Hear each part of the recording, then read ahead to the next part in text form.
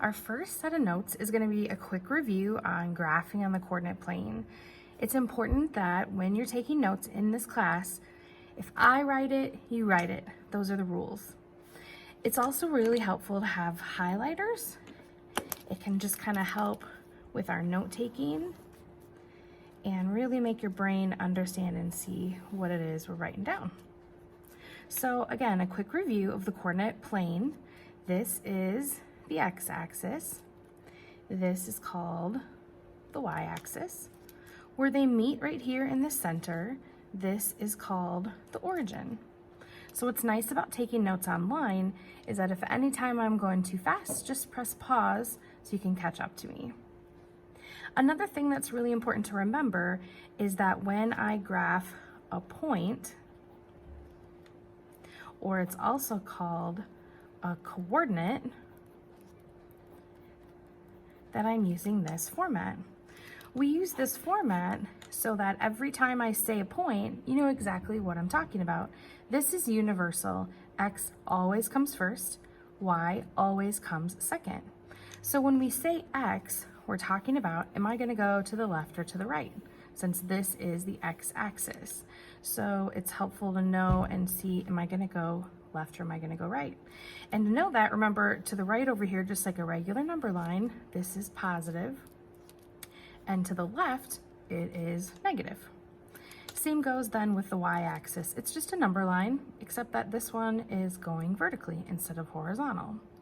As I go up, it is positive, and as we go down, it is negative. So again, that's the question that we're gonna ask ourselves. Do I go first? Do I go left or right? And then secondly, do I go up or down? Another thing that's really important to remember about the coordinate plane is they're gonna ask you about quadrants. And quadrants are split up into 4 pieces, like quad. So when I have a quad or like a quarter, that quad piece, I'm always talking about 4.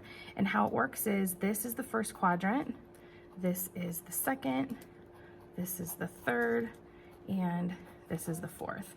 And they always label quadrants with Roman numerals because there's too many numbers on the coordinate plane to just add in some more numbers. So they use Roman numerals. So if they start talking about the second quadrant, I know that I'm over here. It's also helpful to know in the first quadrant here, this is positive and positive. In this quadrant, it is negative and positive. Down here in the third quadrant, everybody is negative. And in the fourth quadrant, I am positive and negative. It's just a little bit helpful so I can see my values. If I need like a little check for myself to know, did I place that point or that coordinate in the right spot? So the last piece, we're gonna just throw a couple of points in here so we can help ourselves out with knowing where they are. So I'm gonna mark this point A, and I'm gonna say that it is at 2, 3. So 2 meaning the X, 3 meaning the Y. So if I go 2 on the X and 3 on the Y, here's where I'll label point A. So it'll be a nice little reminder. We'll put another one in here. Let's say -1, 2.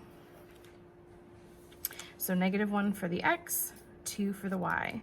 So -1 for the X, 2 for the Y is right there. And let's give ourselves one more point, and let's say it's 2, -4. So 2 for the X, -4 for the Y.